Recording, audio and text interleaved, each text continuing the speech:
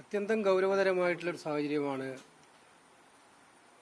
രാജ്യത്ത് നിലനിൽക്കുന്നതെന്നുള്ളത് ഈ സംഭവം വെളിച്ചത്ത് കൊണ്ടുവരികയാണ്.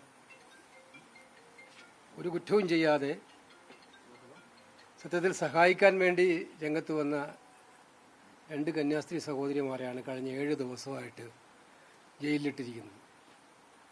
ജയിലിലിടുക എന്ന് മാത്രമല്ല, വളരെ വളരെ അപകീർത്തികരമായിട്ടുള്ള രീതിയിൽ മനുഷ്യക്കടത്തും മതപരിവർത്തനവും അവരുടെ കുറ്റം ആരോപിച്ച് വ്യാജമായിട്ട് ആരോപിച്ചിട്ടാണ് ഈ ജയിലിലിടൽ. ഇത് ജാമ്യം ഒന്നാമത് ഇത് കേസെടുക്കേണ്ട കാര്യമുള്ളതല്ല. കേസെടുത്തു. അവർ എടുത്തു കഴിഞ്ഞ് പരമാവധി ഈ ജാമ്യം വൈകിപ്പിക്കാനുള്ള ശ്രമമാണ് ആദ്യം മുതലേ ഛത്തീസ്ഗഡ് പോലീസ് നടത്തിയത്. അതല്ലെങ്കിൽ അവർ NIA കോടതിക്ക് കൊടുക്കേണ്ട കാര്യമില്ല. NIA ഇതുമായിട്ട് എന്താ ബന്ധം? സാധാരണഗതിയിൽ വൻപിച്ച തോതിലുള്ള മനുഷ്യക്കടത്തുകളൊക്കെയാണ് അന്വേഷിക്കുന്നതിന് വേണ്ടിയിട്ടാണ് NIA ഏൽപ്പിക്കാറുള്ളത്. അല്ലെങ്കിൽ രാജ്യത്തിൻ്റെ തന്നെ അപകടകരമായ അവസ്ഥയിലേക്ക് കൊണ്ടുപോകുന്ന സാഹചര്യം ഉണ്ടാകുമ്പോൾ NIA കേസുകൾ അന്വേഷിക്കുന്നത്. ഈ കേസ് NIA എടുക്കേണ്ട കേസാണോ ഇത്? NIA ഏൽപ്പിക്കാൻ തീരുമാനിച്ചത് തന്നെ ജാമ്യം വൈകിപ്പിക്കാനല്ലേ?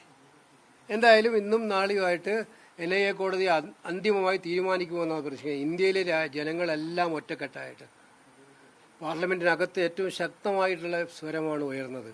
അതുകൊണ്ട് ജാമ്യം കിട്ടും എന്നുള്ളതിന് ഉറച്ച വിശ്വാസമുണ്ട് എനിക്ക്. കാരണം ഇനി അവർക്ക് നീട്ടിക്കൊണ്ടുപോകാൻ പറ്റില്ല. ഉപദ്രവിക്കാവുന്നതിൻ്റെ പരമാവധി അവർ ഉപദ്രവിച്ച് കഴിഞ്ഞു.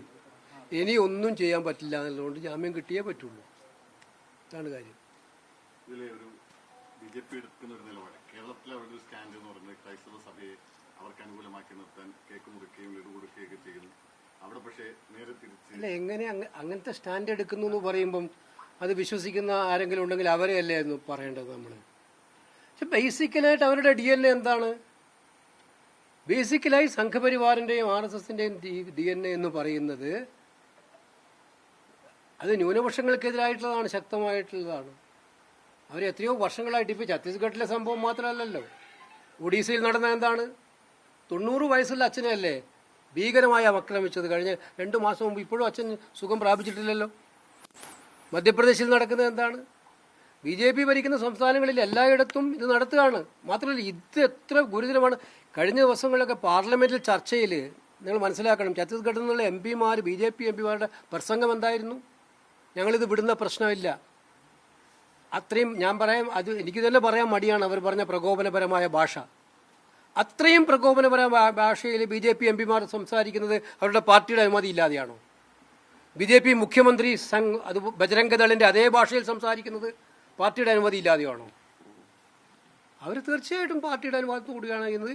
ഇത് കേരളത്തിൽ വന്നിത് പറയുന്നത്, കേരളത്തിൽ ഇലക്ഷൻ ഉണ്ടാകുമ്പം കേരളത്തിൽ മൈനോറിറ്റി വോട്ട് വളരെ വ്യാപകമായ വോട്ടാണ്. അതുകൊണ്ട് ഏതെങ്കിലും ഒരു വിഭാഗത്തെ പിടിക്കണം. അതിനുവേണ്ടി നടത്തുന്നവരും തട്ടിപ്പ് മാത്രമല്ലേ.